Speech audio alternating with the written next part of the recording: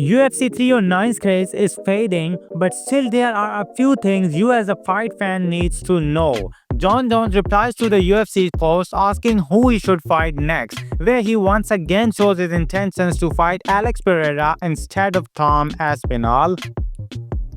But unlike Dana, he doesn't seem too broken up about not being number 1 on the UFC's latest pound-for-pound rankings after UFC 309. He's happy being ranked number 2 at the age of 37. He even changed his account's name from Johnny Bones to Johnny Meat. Former UFC champs Israel Adesanya and Demetrius Johnson talk about the situation where DJ believes that Jones is being scared of fighting Aspinall because Aspinall has what it takes to beat Jon Jones, while Izzy on the other side defends Jones' legacy, saying Jones doesn't owe the game anything.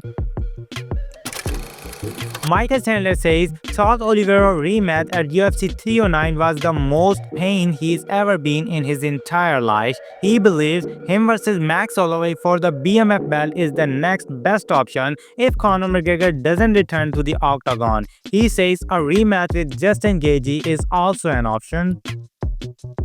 By the way, UFC 309 featured fighter Bo Nickel is also happy with his performance at UFC 309 but still agrees with Daniel Cormier that there is a room for improvement. Nickel now has his sights on a UFC top 15 middleweight ranking. Now let's forget UFC 309 for a moment and talk about this weekend's UFC Macao. Petr Yan and Deiveson Figueiredo face off for the first time ahead of their fight this Saturday. Petr Yan reminds Figueiredo that he is not playing any mind games ahead of their fight nor he is battling. Petr Yan also talks about his division's champion Merab Dvalishvili. He believes that Merab is avoiding a fight with Umar Nurmagomedov because he understands that this is a dangerous fight for him. After UFC Macau, we'll have the final pay-per-view of 2024, which was eventually saved by Ian Gary, who now reacts to Colby Covington returning to fight Joaquin Buckley at UFC Tampa. Gary says Colby's been ducking him for months and comes out of the effing shadows as soon as he signed to fight Shavkat Rakhmonov. Nick Diaz, who was scheduled to fight Vicente Luque at UFC 310 but recently pulled out, was caught setting up light to a piece of grass, most probably under influence. Vicente Luque reacts to Nick's fight cancellation and that incredibly sad video making its way around the internet. Luque hopes nothing but the best for the legend who has inspired so many. Anyway, we already know that UFC has found a replacement opponent for Vicente Luque, but guess what?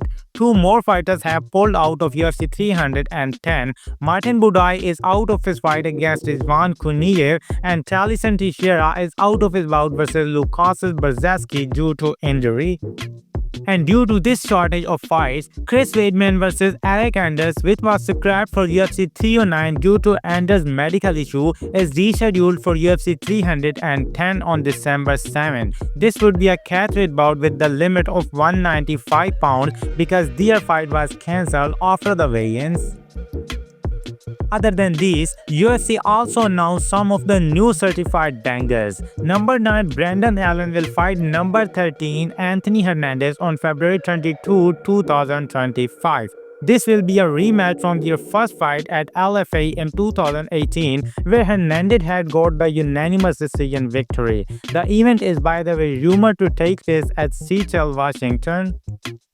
Another fight, Shamil Ghazi vs Thomas Peterson, is added in UFC Saudi Arabia, and according to multiple reports, it's Israel Adesanya vs Nassurdin Imavov fight, which is currently in the works to headline UFC Saudi Arabia on February 1st. Jacob Malcon, by the way, will fight Rodolfo Vieira, and Juliana Miller will fight Carly Judice at UFC Vegas 102 on February 15th. Victoria Dudakova will take on Fatima Klein at UFC Vegas 101 on January 11th. And Ricky Tercius will fight Bernardo Sopat at UFC 311 on January 18th. Other than the UFC fight, we have a few more huge fight announcements. Usman Nurmagomedov will face Paul Hughes on January 25 for the Bellator Lightweight Championship in Dubai. The event is being billed as Dagestan vs Ireland 2. You already know which was the first one. Coach Javier Mendes says Usman will be regarded as one of the great ones because he's never seen anybody do the transitions and movements like Usman does. By the way, Cedric Doumbé also announced he will rematch the Sangorbaki Chamsudino in the second quarter of 2025 in a stadium in Paris. Their first bout was ended in controversial fashion in the third round after Doumbé had a piece of glass embedded in his left foot's big toe. And last but not least, Muhammad Mokaev will take on Lutando Biko at Brave CF 91 on December 13 in his first post-UFC assignment. Biko is 12-3 riding a 4-fight win streak. And that's all for today. Now I'll see you in the next video in which we will talk about some more news related to fight world. So till then, spend your time wherever you see fit.